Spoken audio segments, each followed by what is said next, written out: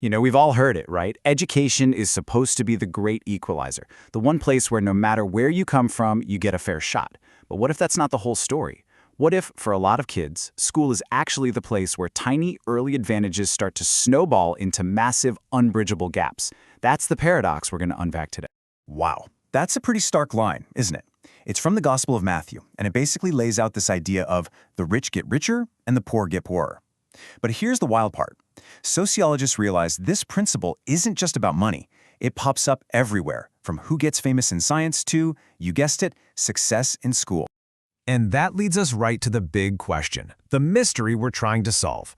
How on earth does a verse from 2,000 years ago perfectly capture one of the biggest, most hidden problems happening in our classrooms right now? Let's dig in.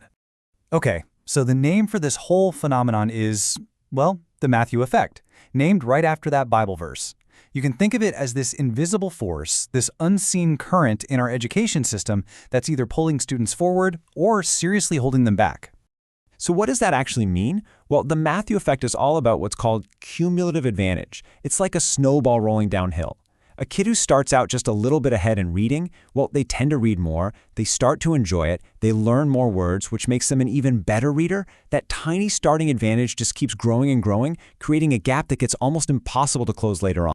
Okay, theory is one thing, but let's make this real. There was this incredible long-term study that followed two students learning English in Indonesia.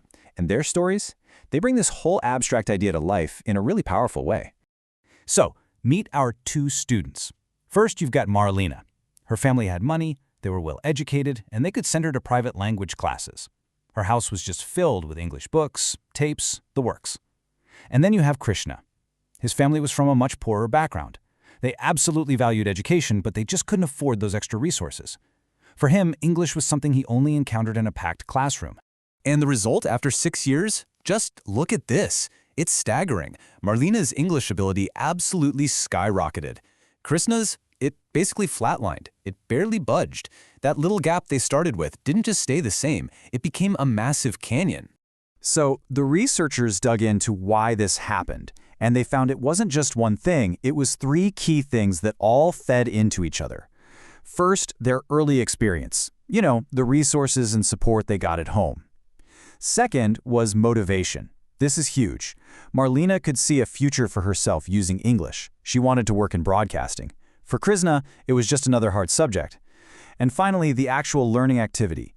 Marlena's private classes were positive, while Krishna felt scared to even try speaking in class. Now, I know what you might be thinking. Okay, but surely technology can fix this, right? Just give every kid a tablet and level the playing field. Well, you'd think so, but the research is showing something really surprising. Technology can actually create a whole new set of problems. Yeah, there's actually a name for it, screen inferiority. And study after study is finding that when it comes to really digging into complex texts, a lot of students just don't understand or remember as much when they read on a screen versus good old-fashioned paper. And here's the kicker, this doesn't affect every student in the same way. Right, so for the students who are already behind, the digital world can be like an extra hurdle. Their existing reading problems just get amplified online. Plus, you need a whole new set of skills, right? You've got to navigate hyperlinks, filter out distractions, things you don't worry about with a book. So instead of being the great equalizer, technology can sometimes just widen that gap. Okay, so you have these big systemic forces at play, and they create a problem that literally every teacher has seen. Students who just don't do the assigned reading. And it's so easy to just write them off as lazy or unmotivated, but the real story, it's a lot more complicated than that. There's this great story about an anthropologist who actually enrolled as a student at her own university to figure this out. And what she found was that students are making constant, rapid-fire calculations. They're juggling classes, part-time jobs, family stuff. They're just trying to stay afloat, and they can't possibly do it all.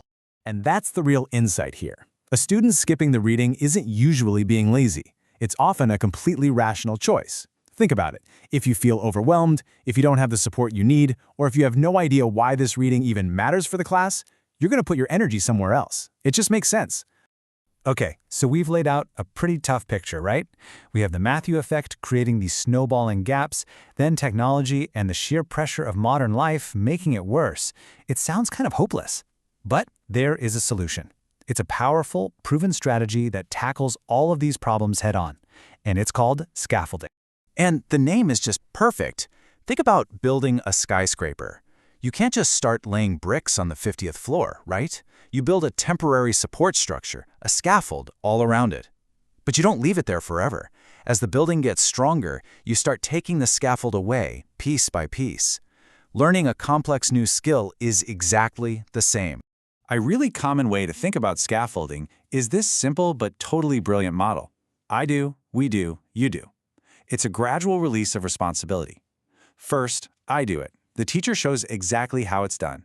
Then, we do it. The teacher and students practice it together. And only then, when everyone's feeling confident, is it time for you do. The student tries it on their own. So what does this look like in a classroom? Well, it's things like giving students sentence starters.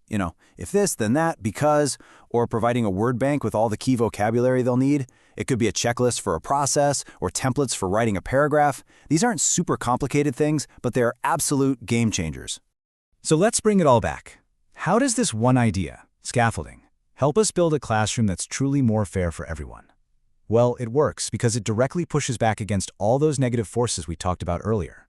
Let's just line it up. That Matthew effect where the rich get richer.